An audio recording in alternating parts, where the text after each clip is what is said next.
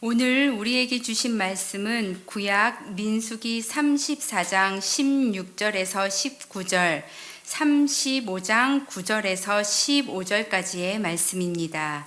이제 말씀을 봉독합니다.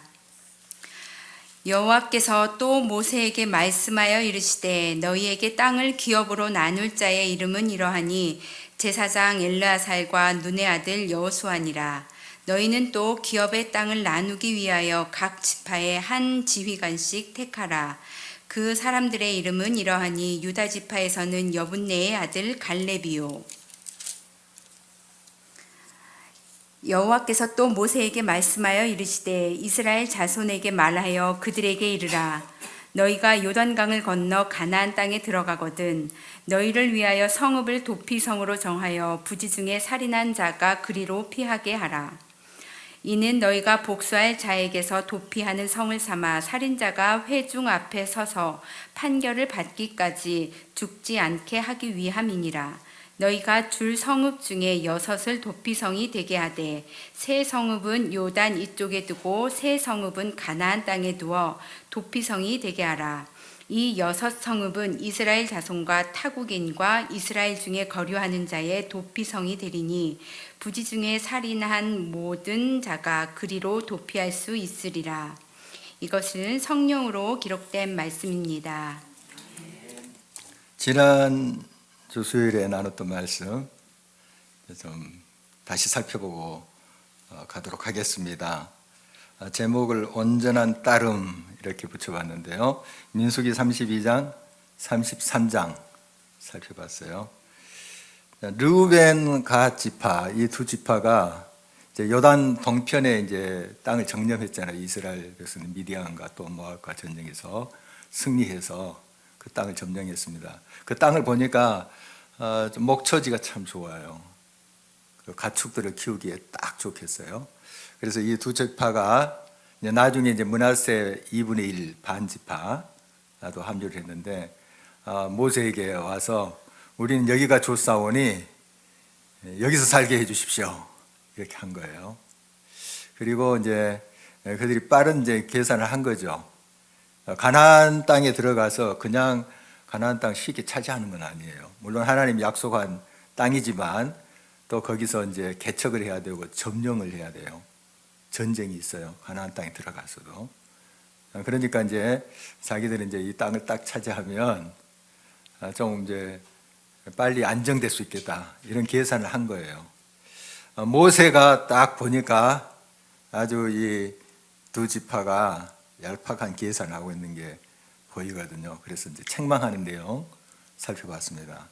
너희들이 39년 전 가데스 반네에서 12정탐꾼을 보냈을 때 그 10명이 부정적인 보고를 했잖아요. 그곳 자손들은 거인들이고 우리는 이길 수 없으면 메뚜기 같습니다. 안 됩니다. 못 갑니다. 그랬더니 백성들이 어떻게 해요? 난리치죠. 그냥 막 울고 불고 여기까지 데리고 와서 우리 죽게 하느냐 하면서 아주 원망하고 낙심했어요. 백성들이. 그 결과 39년 동안 40년 가까이 광야 생활을 하게 된 거죠. 그리고 20세 이하 처음 이제 출발했을 때 20세 이하 장정들 다 죽는다. 다 죽는다. 갈렙과 여호수아만 긍정적인 보고를 했던 두 사람은 믿음의 보고를 했던 두 사람만 남고 다 죽는다. 그렇게 했던 그 역사를 한번 되짚으면서 너희 지금 바로 이렇게 이 자리에서 머물겠다 하면 나머지 우리 백성들이 어떻게 하겠느냐? 힘이 빠지지 않겠느냐? 너희들은 이제 딱 눈에 보기에 좋은 땅이니 우리 여기서 빨리 안정을 찾고 싶습니다. 하지만 그 12지파에서 2지파 빠져도 굉장히 힘이 빠지겠죠. 또 심리적으로도 굉장히 흔들릴 수 있어요. 그러니까 그 39년 전 너희 조상들이 행했던 그런 악을 너희들이 지금 답습하려고 하느냐, 똑같이 하려고 하느냐, 백성들의 마음을 또 흔들어 놓고 낙심하게 하려느냐 하고 모세가 막 호되게 책망을 합니다. 그런 모습을 우리가 살펴봤는데요.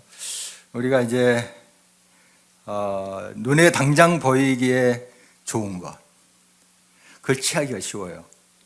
물론 그것이 결과적으로 좋을 수도 있어요. 다 뭐 나쁜 것은 아니죠. 그런데 이제 우리의 관점, 기준이 육안으로 보이는 거, 그럴듯하게 보이는 거, 보암직하고 먹음직스러운 그런 것들 먼저 취하게 되는 거죠. 그것의 위험성 우리가 살펴봤습니다. 그 아브라함의 조카 롯의 이야기를 했죠. 딱 소돔과 고모라 멸망하기 전에 그 땅이 아주 목초지도 좋고 아주 비옥한 곳이라고 그렇게 알려졌고 또 보였습니다. 그래서 눈에 좋은 대로 먼저 롯이, 아브라함의 조카 롯이 그 땅을 차지하죠. 나중에 어떻게 됩니까? 큰 고난당하고 또 멸망당하죠. 고모라, 소돔. 우리 너무 잘 알고 있습니다. 지금 당장은 굉장히 비옥하고 막 번성하는 것 같습니다. 그런데 결과가 좋지 않아요. 이제 룻 이야기를 또 비교해서 했습니다. 롯과 룻. 룻은 모압 여인이에요. 이방 여인인데 이제 이스라엘 사람, 더 정확히 말하면 유다 사람 그 한 가족이 모압 땅에 와서 살게 됐습니다. 왜냐하면 유다 땅에 기근이 들었기 때문에 피해서 이제 모압 땅에 살았는데 거기서 이제 그 두 아들이 모압 여인과 결혼을 해요. 그런데 참 안타깝게도 그 남편하고 두 아들이 죽어요. 다 결혼했는데. 그러니까 가부만 3명 남는 거죠. 어머니 이름이 나옴이고 이제 그중 며느리 한 사람 이름이 룻이에요. 룻. 그런데 이제 시어머니가 빈손이 됐잖아요. 타국에 와서 지금 모압 땅에 와서 빈손이 됐어요. 또 가부예요. 그런데 이 시어머니를 룻이 따라가겠대요. 시어머니가 너 젊고 그러니까 다시 시집가라. 가정을 이루라. 이렇게 했는데도 아니에요 하면서 어머니 따라가겠다는 거예요. 시어머니. 뭘 보고 따라갔을까요? 뭐 돈 보고 따라갔을까요? 아니죠. 시어머니 안에 하나님이 계신 것을 봤어요. 이 룻이 하나님이 계시는구나. 어머니의 하나님이 저의 하나님입니다 하고 따라가잖아요. 이게 믿음의 눈이에요. 지금 눈으로 보기에는 비옥하지도 않고 메말라 있습니다. 빈털털이에요. 그러나 믿음의 눈으로 보는 사람은 달라요.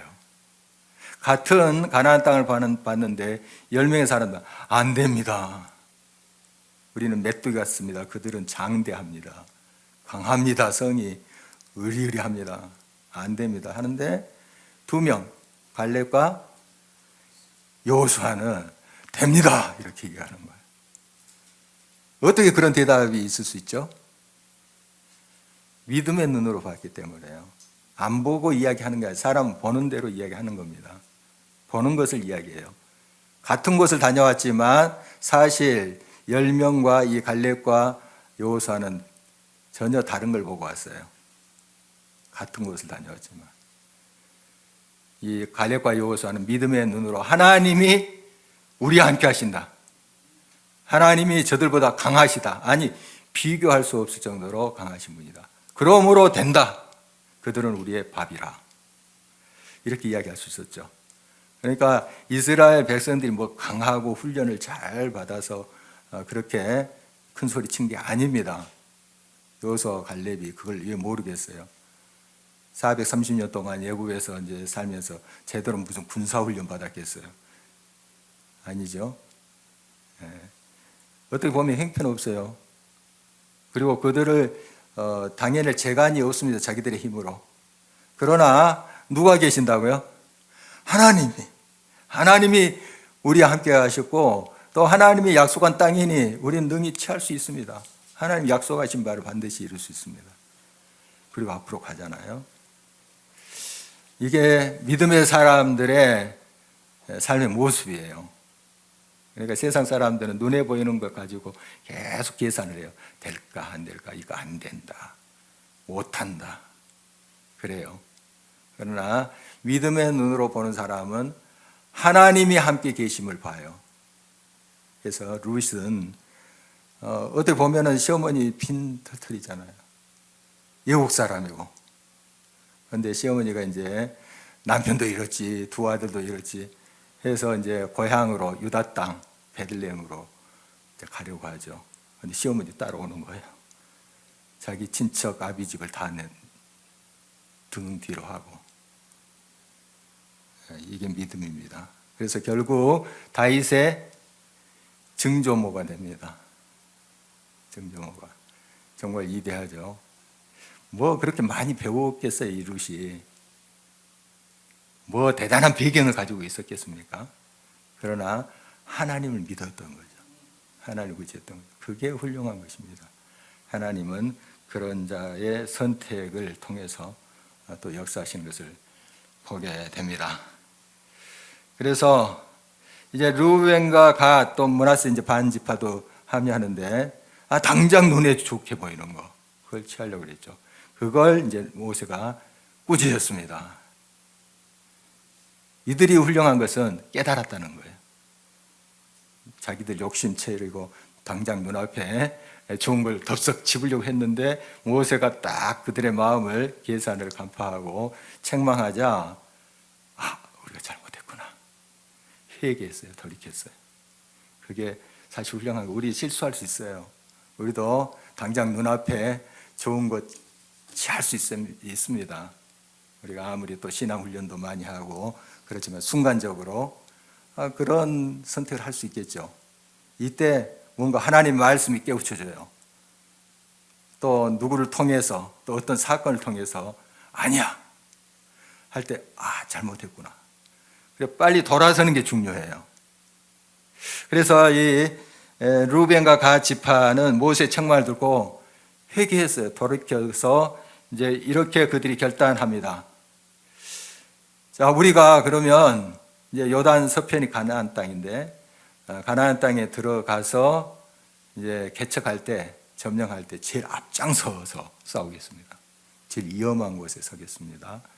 그리고 우리 형제들이 땅을 다 분배받을 때까지 집으로 안 돌아가겠습니다.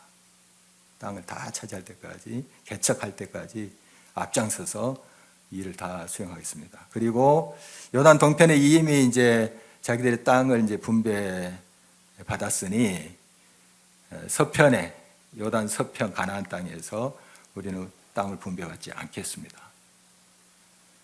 그런 결단을 하는 모습 봅니다. 아주 진실된 그러한 회개고 결단이죠. 그런 모습을 우리가 보았습니다. 그리고 이제 계속 이어지는 말씀이 출애굽의 노정인데요. 한 40여 년 동안 40곳 정도가 명시되어 있어요. 성경에. 더 많은 곳에 아마 머물렀다가 또 떠나고 했을 거예요. 그런데 한 40곳 정도 소개되고 있는데 계속 반복되는 말씀이 떠나고 진치고 떠나 진치고. 우리 인생이 그래요. 진쳤다가 또 떠나고 또 떠났다가 진치고. 그러나 항상 우리가 이런 이제 연결을 통해서 목적지에 가는 거예요. 우리 하루하루가 연결돼서 일주일이 되고 일주일이 연결돼서 1년이 되는 거죠. 그래서 하루하루가 참 중요하다 하는 걸 알 수 있습니다. 있는 자리 또 떠난 자리가 항상 아름답기를 우리가 또 주님 앞에 구하면서 삶의 성실과 진실로 임해야 되겠죠. 그리고 땅을 이제 분배하는 원칙을 다시 한번 짚어 주는데요.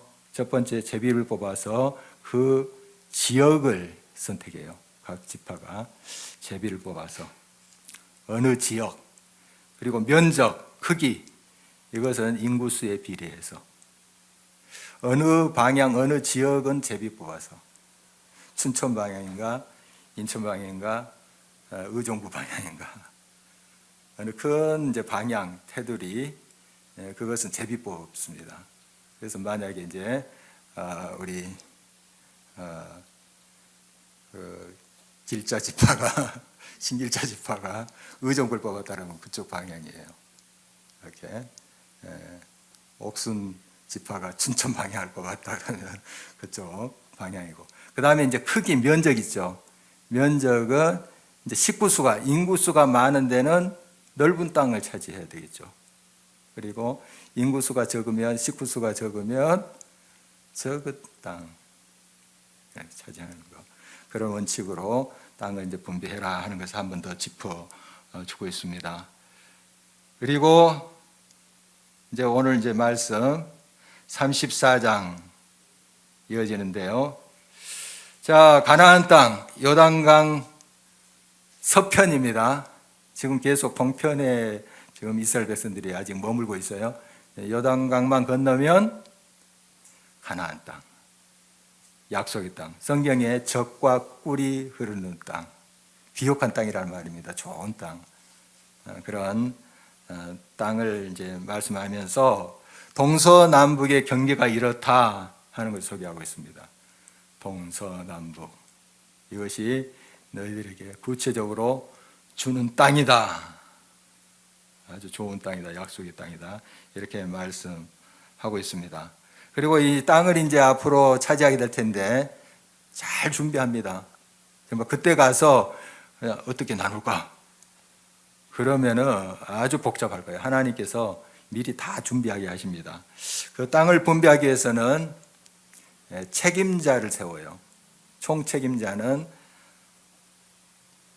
17절 한번 볼까요? 34장 17절 같이 한번 읽겠어요. 너에게 땅을 기업으로 나눌 자의 이름은 이러하니 제사장 엘라살과 눈의 아들 요수아니라. 제사장과 지도자, 이제 모세가 아직 있습니다만은 이제 모세가 자기가 그 요단강을 건너서 서편으로 가지 못할 걸 알아요. 하나님이 너 못 간다 했어요. 그 그대로 수용하죠. 그래서 이제 여호수아가 이제 지도자인데, 여호수아랑 이 제사장이 잘 그 총책임을 맡아서 분배를 잘해라, 이렇게 이제 말씀하신 겁니다. 모세를 통해서 그렇게 지시를 하신 거예요. 그리고 각 지파의 지휘관들 한 명씩 세우게 하십니다. 그들이 이제 서로 기도하면서 의논하면서 그 지파대로 땅을 나누는 거예요. 그래서 이제 계속 그 19절 이하에 보면은 각 지파에 한 사람씩의 이름이 나와요. 지휘관들, 땅을 분배하는 사람들 이름이 나오는데, 우리 다 살펴볼 수도 보지 않고 또 이름도 잘 몰라요. 여기만 나온 사람도 많고, 그래서 한 사람만 보겠습니다. 한 사람만, 아주 좀 특징적인 한 사람만. 유다 지파 19절 한번 볼까요? 같이 읽겠습니다. 그 사람들의 이름은 이러하니 유다 지파에서는 여분의 아들 갈렙이요. 갈렙은 좀 알겠죠? 갈렙은 나머지 사람 저도 모르겠어요. 뭐 스무엘, 엘리다, 붓기, 이런 사람들 잘 모르겠습니다. 성경에 뭐 자세히 나오지도 않았으니까 잘 모르겠습니다. 그러나 갈렙은 좀 알죠. 아까 여호수아와 갈렙, 또 이후에도 가나안 정복할 때 이 갈렙이 또 등장해요. 보면 이 갈렙은 워낙에 이스라엘 사람이 아닙니다. 그니스 족속이라고 에돔 계통의 사람이에요. 그런데 이제 이스라엘 사람 된 거죠. 출애굽할 때부터. 그런 사람들이 좀 있었어요. 여러 이스라엘 백성, 히브리 백성뿐만 아니라 여러 족속들이 좀 섞여서 나왔어요. 출애굽할 때. 그래서 이제 그들 중에 정말 신실하게 하나님을 믿고 이제 이스라엘 백성이 된 거죠, 사실. 이제 요즘 말하면 기여한 거죠. 그런데 여기 유다 지파는 출애굽할 때부터 제일 강성한 지파예요. 제일 인구수가 많아요. 그리고 제일 행진할 때도 앞장서서, 전쟁할 때도 앞장서서 했던 그런 지파가 유다 지파예요. 벌써 출애굽할 때부터 그렇게 좀 힘을 썼던 지파인데 거기에 지도자예요. 갈렙이라는 사람이. 참 얼마나 하나님 앞에 헌신하고 하나님 앞에 신실했는가 하는 걸 알 수 있죠. 그리고 아까도 이제 우리가 나눴지만 출애굽 1세대 그러니까 민수기 이제 그 출발해서 처음 인구수를 세죠. 더 정확히 말하면 군인수 20세 이상 남자들 숫자를 셀 때 바로 그 1세대라 합니다. 그 세대를 출애굽 1세대 다 죽었어요. 다 죽은데 지금 갈렙하고 여호수아만 남았죠. 지도자하고 유다 지파의 지휘관인 갈렙하고. 그러니까 지금 나머지 지파의 그 분배의 책임을 맡은 사람들은 2세대들이에요. 그러니까 처음 그 군인수를 셀 때 포함되지 않았던 어린아이였거나 소년이었거나 또 태어나지 않은 그러니까 광야에서 이제 39년 동안 지냈잖아요. 그때 태어난 사람들이 될 수 있고 어떻든 나머지 사람들은 2세대인데 딱 그 유다 지파의 지도자인 지휘관인 한 사람만 1세대예요. 갈렙. 아주 정말 훌륭한 사람입니다. 지금 그 나이가 한 80여 세 됐을 것 같은데 나중에 이 산지를 내게 주소서 하면서 가나안 이제 정복 때 85세니까 지금쯤 한 80여 세 되지 않았을까. 그런데 그 한 지파의 책임을 맡고 있고 분배의 그런 책임자가 되고 있습니다. 우리가 어떤 이제 출신 배경 많이 이야기합니다. 그런데 이 갈렙을 보면은 출신도 변변치 않잖아요. 어떻게 보면은 적통이 알 수도 있습니다. 그러나 정말 그가 하나님을 신실히 섬기고 믿음을 가지고 그 가나안 정탐도 하고 계속 믿음으로 행하잖아요. 갈렙이 나중에 보면 또 이 산지를 내게 주셔서 헤브론 거친 곳인데 그 산지를 택하면서 개척하잖아요. 이런 거 보면은 참 믿음의 사람이구나.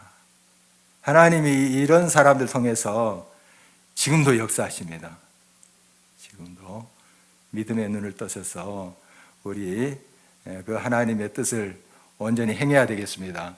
지금 계속 우리 크리스찬의 가치관도 세상의 가치관하고 크게 다르지 않게 흘러가요. 세상이 보는 눈으로 그렇게 평가하고 세상이 계산하는 그 계산으로 우리도 계산하고 그런 경우가 많습니다. 많아요. 갈렙과 같은 믿음의 눈을 뜨는 사람, 룻과 같이 믿음으로 바라보는 그런 사람들, 그런 하나님의 종들이 되었으면 합니다. 그런 사람들 통해서 주님이 지금도 일하십니다. 이렇게 이제 유다 지파의 그 한 사람 지휘관 갈렙을 이제 살펴봤는데요. 분배의 원칙은 우리가 지난 시간에도 살펴봤듯이 그렇게 제비 뽑고 또 인구수에 비례해서 이렇게 뽑고 그걸 좀 더 압축하면 하나님 앞에서 하는 거예요. 하나님 앞에서 하나님이 보고 계신다. 그래서 내가 좀 힘이 있다고 더 좋은 땅을 이렇게 차지하려고 또 사람들 요즘 로비도 많이 하는데 그렇게 하지 않았어요. 하지 않고 하나님 앞에서 정직하게 공평하게 그렇게 땅을 이제 배분하라 했고 나중에 그렇게 합니다. 그리고 하나님이 명령하신 땅에 들어가서 바로 기업을 받게 하는 자들이라고 이 지휘관들을 설명을 하고 있습니다. 29절 보면. 그러니까 하나님이 땅을 분배해 주세요. 땅을 주시는 분은 하나님이세요. 그러나 이 선택된 10명, 9지파 반이죠. 이쪽 2지파 반은 요단 동편 차지했으니까 9지파 반이니까 10명이겠죠. 10명이 머리를 맞대고 또 이제 여호수아랑 엘라스 제사장하고 같이 기도하면서 그 땅을 이제 나중에 이제 분배했을 텐데요. 하나님이 이렇게 이런 사람들을 세우셔서 또 정권을 위임하셔서 하나님이 땅을 주시는 모습 보게 됩니다. 그래서 우리가 이제 하나님의 뜻을 받들어 사역한다는 게 얼마나 중요한가. 위임식이라 하잖아요. 위임식, 장로 위임식, 권사 위임식 뭐 이렇게도 표현하는데요. 하나님의 번세를 우리들에게 맡겼다는 거예요. 위임했다. 놀라운 일이죠. 사실 놀라운 일입니다. 지금 우리가 이 직책을 맡고 있는 게 보통 일이 아니에요. 그냥 하나님이 우리를 뭘 봐서 하나님께서 하실 일을 우리들에게 맡기셨나요? 위임했다는 게 그거예요. 하나님의 하실 일을 우리들이 맡겼다는 거예요. 우리 부족하지만 하나님께서 그렇게 우리를 인정하시고 직책을 맡기셨다 하는 걸 늘 기억하면서 더 겸손히 응답했으면 좋겠습니다. 그리고 이제 분배 정의는 이제 제비 뽑고 인구 정확히 파악하고 해야 되겠죠. 그래서 이 이제 10명의 사람들이 지휘관들이 자기 지파를 대표해서 오지 않겠어요. 그래서 서로 기도하면서 얼굴을 맞대고 막 의논하고 제비 뽑고 막 했을 거예요. 나중에. 그런데 살짝 인구가 1000명인데 1200명 하고 이렇게 할 수 있죠. 사람이 욕심 생기며 그러진 않았지만 그럴 수 있어요. 슬쩍 머리 돌려가지고 하나님 앞에서 했다. 그들이 두렵고 떨림으로 하나님 앞에서 정확하게 인구 파악하고 또 서로 다른 지파도 모니터링을 했을 것 같아요. 뭐 의심한 게 아니고 한 번 또 더 확인하고 해서 이 분배가 정확하게 이루어지게 했다 하는 것을 보게 됩니다. 그리고 이 또 분배가 기계적으로 그렇게 분배하지는 않았어요. 좀 융통성 있는 것을 보게 됩니다. 그러나 서로 납득할 만한, 이해할 만한 그러한 분배가 이루어졌다 하는 거 보게 됩니다. 35장을 이제 보면 보기 전에 한번 지도를 먼저 보고 넘어가도록 하겠습니다. 지도. 이제 나중에 이스라엘 백성들이 땅을 저렇게 이제 분배해요. 요단 동편에 2지파 반. 제일 위에 이제 므낫세 지파 있죠. 므낫세 반지파. 요단 서편에도 므낫세 지파가 있어요. 그러니까 므낫세 반지파. 반쪽은 요단 동편, 반쪽은 요단 서편 이렇게 이제 차지하는 것을 보게 되고요. 그 다음에 이제 요단 동편에 또 무슨 지파가 있어요? 갓 지파 있죠. 보이신가요? 갓. 그 다음에 그 밑에 루벤 이렇게 돼 있어요. 여매는 아시죠? 지금 사해라고 하는데. 그리고 쭉 올라가면 요단강 쭉 올라가면 저기 호수 하나 있죠. 큰 바다. 갈릴리. 구약에는 긴네렛, 신약에는 갈릴리 이렇게 나오죠. 긴네렛. 그렇게 되어 있습니다. 요단 서편 땅이 가나안 땅이에요. 가나안 땅. 저렇게 분배됐는데 나 싹 애워야지 안 말립니다. 그러나 여러분 이제 저 정도로 세 지파는 정확히 말하면 2지파 반, 요단 동편. 그 다음에 9지파 반은 요단 서편. 이 정도로 좀 알고 계시면 좋을 것 같습니다. 유다가 이제 자주 나오니까요. 여매 소금바다 왼편에 저기 있어요. 그래서 좀 소금바다 좀 왼편 끝에 위쪽에 거기가 예루살렘이에요. 예루살렘 조금 더 올라가서 예루살렘 이렇게 되어 있습니다. 그 정도로 좀 알면 되겠고요. 갈릴리 지역 스불론과 납달리 땅이요. 성경에 신약에 나와요. 갈릴리 지역 사람들 말합니다. 스불론과 납달리. 뭐 이 정도만 좀 알아도 굉장히 많이 하는 겁니다. 저렇게 이제 나중에 분배가 돼요.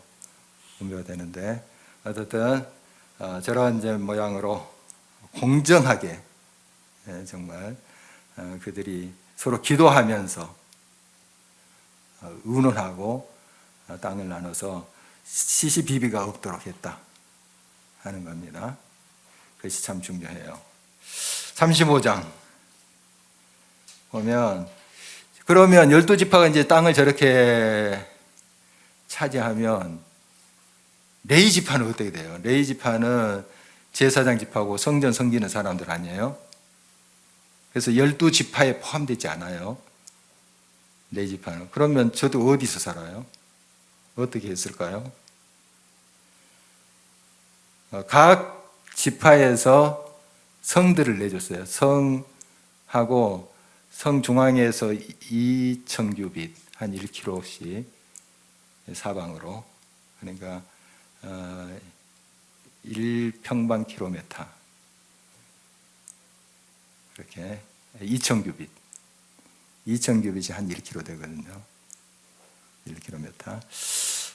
뭐 여러분이 조금 감이 잘 안 오겠지만 하여간 좀 살만하게 레위 지파 사람들도 각 지파에서 챙겼다 이렇게 하시면 되겠습니다. 정확한 땅에 대한 것은 모르셔도 되겠어요. 6절 7절 보겠습니다. 35장 6절 7절 한번 읽어보도록 하겠습니다. 너희가 레인에게 줄 성읍은 살인자들이 피하게 할 도피성으로 6성읍이요 그 외에 42성읍이라.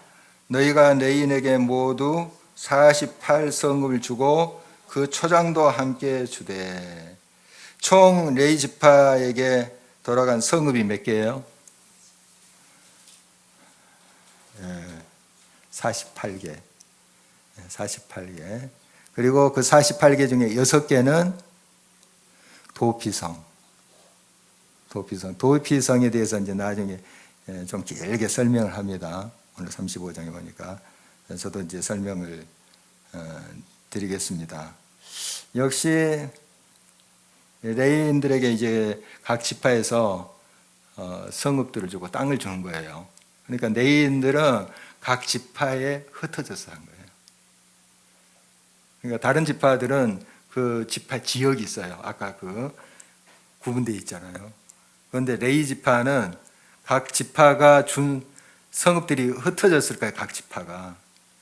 그러니까 레위 지파 사람들은 흩어져서 살았어요. 흩어져서 이제 살았는데 나중에 이제 성소 그리고 이제 솔로몬 이후에 성전은 어디 있었어요? 예루살렘 이제 성전이 있는데 여기에 이제 각 흩어져 있던 레위 사람들이 돌아가면서 성전 일주일씩 관리를 했어요. 그러니까 레위 사람들 우르르 몰려가서 성전에 다 어떻게 지낼 수도 없고 그럴 수도 없었어요. 그러니까 1구역이 이번 주 청소하면 2구역이 그 다음 주 이런 식으로 돌아가면서 이 레위 사람들이 그렇게 한 거예요. 어쨌든 이제 레위인들에게 나눠줄 때 어떻게 하라 하는 말씀이 8절에 이어지고 있는데요. 8절 한번 읽어보도록 하겠습니다. 너희가 이스라엘 자손의 소유에서 레인에게 너희가 성읍을 줄 때 많이 받은 자에게서는 많이 떼어서 주고 적게 받은 자에게서는 적게 떼어 줄 것이라. 각기 받은 기업을 따라서 그 성읍들을 레인에게 줄지니라. 아주 합리적이죠. 합당하죠. 많이 땅을 받았으면 레인들에게도 좀 많은 부분을 넉넉히 주고 적게 받았으면 적게 떼어주라. 합리적이에요. 이렇게 하는데 많이 이제 받은 사람은 많이 떼어주는 게 그대로 좀 이해가 될 것 같아요. 그런데 적게 받은 사람 떼어준다? 하고 좀 생각해 봤어요. 쉽지 않을 것 같아요. 적게 받는 나도 이거 뭐 적은 땅인데 여기서 또 떼어주라고 이런 생각이 들 수 있어요. 그런데 사실 내가 가진 거 없다 할지라도 하나님께 바칠 게 있어요. 또 이웃과 나눌 게 꼭 있어요. 많이 가지고 있다 해서 많이 다 베풀고 그렇지는 또 않죠. 우리에게 있는 것 가지고 이렇게 서로 나누는 거. 그러니까 이제 다 이 레이지파 사람들도 행복하게 살 수 있는 그런 결과가 되는 것이죠. 내가 적다 해서 내가 가지고 있는 것이 많지 않다고 그래서 나는 나눠줄 게 없어 이렇게 하기보다도 내게 있는 것 작은 거지만 그것을 나눌 때 우리가 같이 행복해질 수 있고 또 하나님의 의를 드러낼 수 있다 하는 것 다시 한번 생각해 보게 됩니다. 11절 12절 계속해서 읽어볼까요? 11절 12절 너희를 위하여 성읍을 도피성으로 정하여 부지 중에 살인한 자가 그리로 피하게 하라. 이는 너희가 복수할 자에게서 도피하는 성을 삼아 살인자가 회중 앞에 서서 판결을 받기까지 죽지 않게 하기 위함이니라. 이 도피성, 도망가서 피하는 성이에요. 말 그대로. 아까 요단 동편에 몇 개요? 3개. 요단 서편에 3개. 총 6개. 잘했어요. 참 잘했습니다. 6개 도피성이 있어요. 어떤 용도냐, 이 성읍이. 레위 지파에게 나눠준 성읍 중에 48개 중에 6개 성읍이에요. 레위 지파 사람들이 살고 있겠죠. 도피성에는. 어떤 성이냐면 부지 중에 자기가 의도하지 않았는데 사람을 죽일 수 있어요. 그냥 이렇게 뭐 일하다가 도끼자루가 날아가서 사람 맞아서 죽을 수 있잖아. 내가 의도해서 그 사람 쳐서 죽인 게 아니고 부지 중에 의도하지 않았는데 이런 사람들을 이제 보호하기 위한 거예요. 그러니까 내 자식이 다쳐서 죽었어요. 부지 중에. 그러면 그 아버지가 어떻게 하겠어요? 복수하려고 하겠죠. 내 아들을 이렇게. 내 귀중한 아들을 죽였으니 나도 죽이자. 이렇게 할 수 있다고요. 그래서 이제 그런 부지 중에 죽인 사람들이 피할 수 있도록 하는 성읍이 도피성입니다.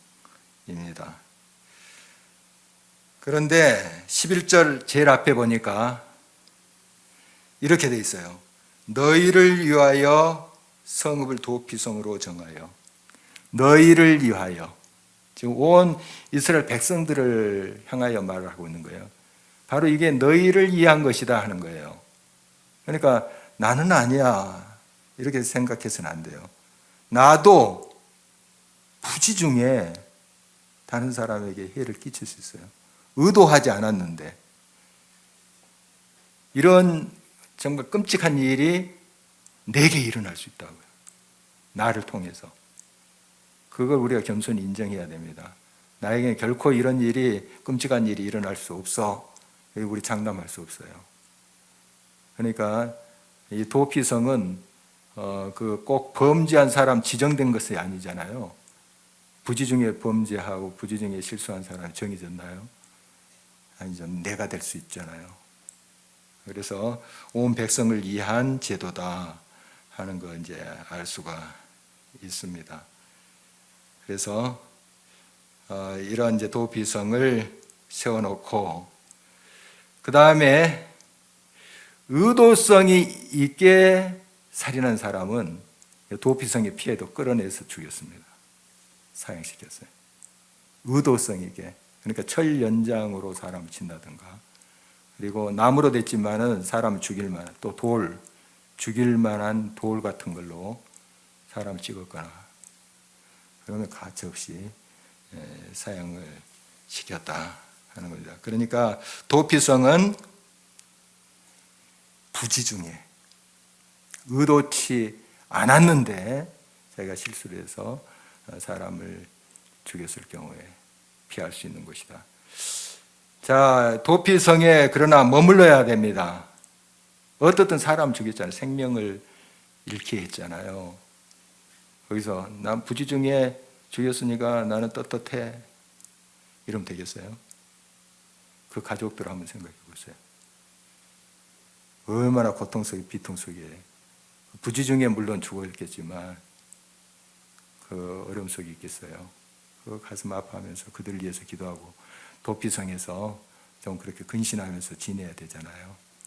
그래서 함부로 도피성에서 나올 수 없었어요.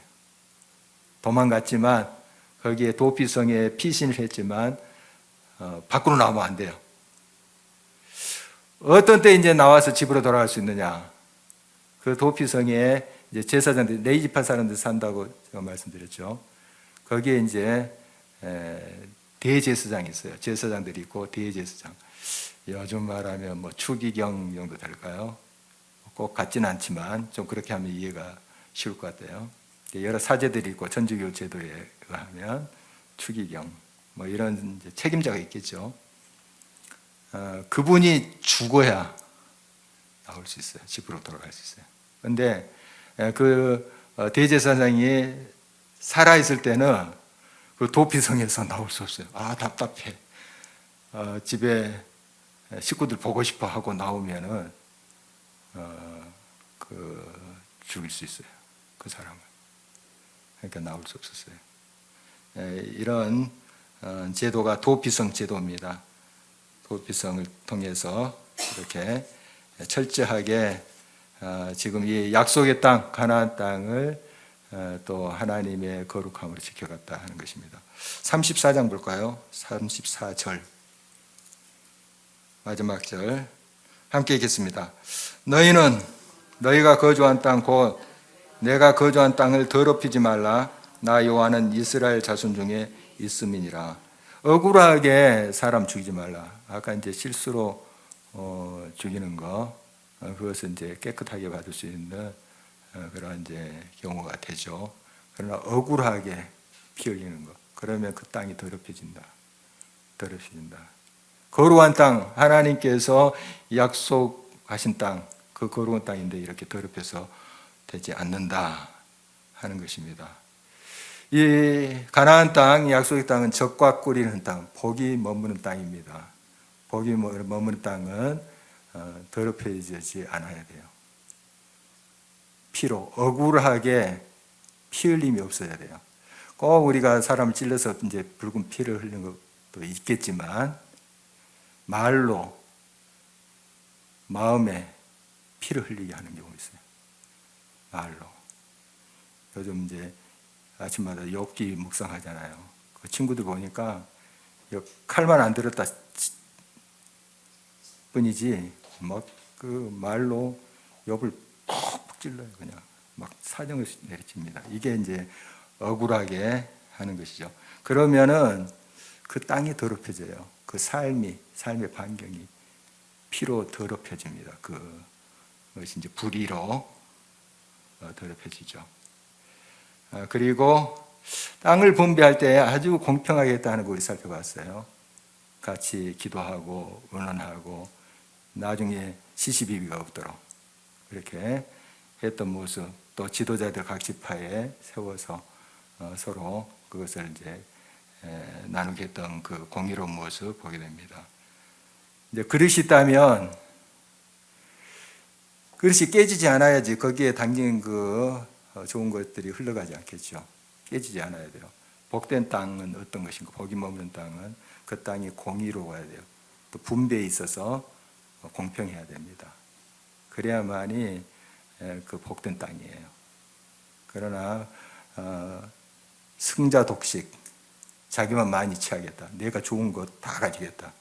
그러면은 그릇이 깨진 것처럼 복이 그 나라 그 공동체에 담길 수가 없어요. 흘러가 버립니다. 다 빠져나가 버려요. 그리고 복이 머무는 땅은 항상 말씀에 깨어있는 그런 땅이 되어야 돼요. 항상 말씀에 기울이고 하나님의 뜻을 먼저 헤아리는 땅이 되어야 됩니다. 그래서 제가 또 삼깨라는 말 한번 만들어요. 좀 제가 이렇게 가끔씩 가벼워지는데 다 여러분들이 기억하기 좋게 제가 좀 희생한다 생각하고 가벼워지는 겁니다. 함께 뭐예요? 깨끗해야, 깨지지 않아야, 깨어 있어야. 그래서 조금 더 가볍지만 깨끗합니다. 기억하시겠죠? 여러분의 인생이 복을 받으려며, 복을 담으려며, 여러분의 가정이 복을 받으려며, 우리 공동체 마찬가지입니다. 그 땅이 복을 받으려며 깨끗해야 돼요. 그리고 깨지지 않아요. 서로 공의롭게 이해하고 납득할 만하게. 그게 안 된다면 좀 기다려야 돼요. 기다리고 서로 설득하고 이해시키고. 깨지지 않아요. 깨진 관계에, 그런 가정에 복이 굴러와도 다 흘러보내버립니다. 그런 깨진 인생, 깨진 인격에 하나님 복을 부어주셔도 다 흘러보내버려요. 그러지 않겠어요? 깨진 그릇에 물을 담고 국을 담는데 흘러보내지 않겠습니까? 그리고 깨끗해야 됩니다. 거룩한 것은 서로 억울하게 피 흘리지 않아야 돼요. 억울하게 하지 말고 정말 그런 것들 잘 세심히 살펴야 되겠죠. 그리고 늘 말씀과 기도에 깨어 있어야 되겠죠. 깨어 있어서 하나님의 뜻을 분별하고 할 때 하나님께서 주신 복이 내 삶의 가정에, 우리 공동체에, 이 땅에 머물게 돼 있어요. 머물게 돼 있습니다. 여러 가지가 있겠지만 이것만 잘 지켜도 정말 하나님 지금 우리들이 복 주시기를 원하시고 또 가장 좋은 것을 주시기를 원하시는 분인데 그 모든 것들을 잘 복을 담아서 누리고 또 흘러보내고 퍼주고 이렇게 할 수 있겠죠. 이런 복이 머무는 삶, 복이 머무는 가정, 복이 머무는 우리 교회 공동체, 그리고 이 땅 되기를 간절히 바랍니다. 우리 함께 기도하도록 하겠습니다.